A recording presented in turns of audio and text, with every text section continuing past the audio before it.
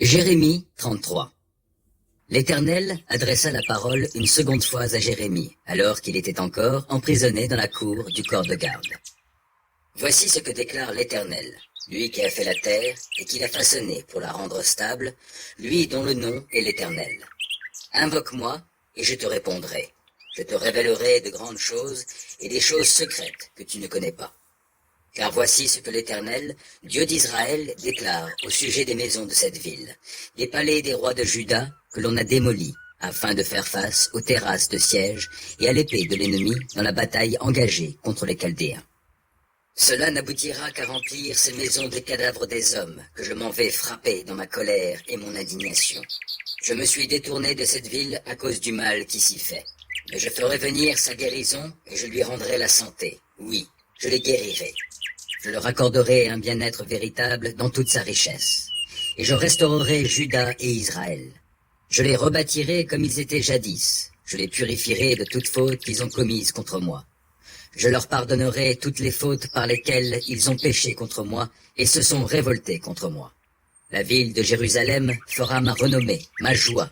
Elle sera une source de louange et de gloire parmi tous les peuples de la terre qui apprendront tous les bienfaits dont je la comblerai. Ils trembleront de peur et seront terrifiés en voyant le bonheur et la prospérité que je lui donnerai. Voici ce que déclare l'Éternel au sujet de ce lieu qui est, selon vos dires, un pays dévasté où il ne reste plus ni être humain ni bête. Les villes de Juda et les rues de Jérusalem sont désolées, privées d'habitants, sans être humains ni bêtes. On y entendra encore les cris de réjouissance et d'allégresse, la voix du marié et de la mariée, la voix de ceux qui diront, lorsqu'ils viendront offrir leur sacrifice de reconnaissance dans le temple de l'Éternel, « Célébrez l'Éternel, le Seigneur des armées célestes, car l'Éternel est bon et son amour dure à toujours. Car je restaurerai le pays pour qu'il soit comme autrefois, l'Éternel le déclare. Voici ce que déclare le Seigneur des armées célestes.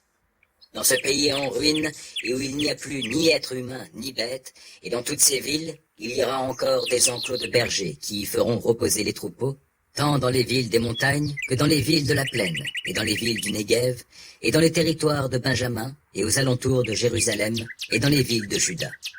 Brebis et chèvres passeront de nouveau sous la main de celui qui les compte, l'Éternel le déclare. Le temps vient, l'Éternel le déclare, où je vais accomplir cette promesse de bienfait que j'avais prononcée pour le royaume d'Israël et celui de Juda.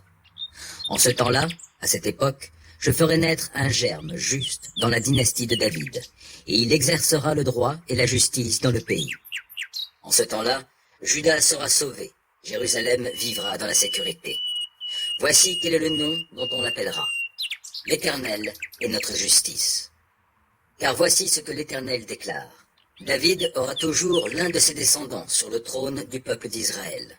Il y aura toujours des prêtres lévites, se tenant devant moi pour m'offrir l'holocauste, faire brûler l'offrande et faire les sacrifices tous les jours. L'Éternel adressa la parole à Jérémie en ces termes. Voici ce que dit l'Éternel.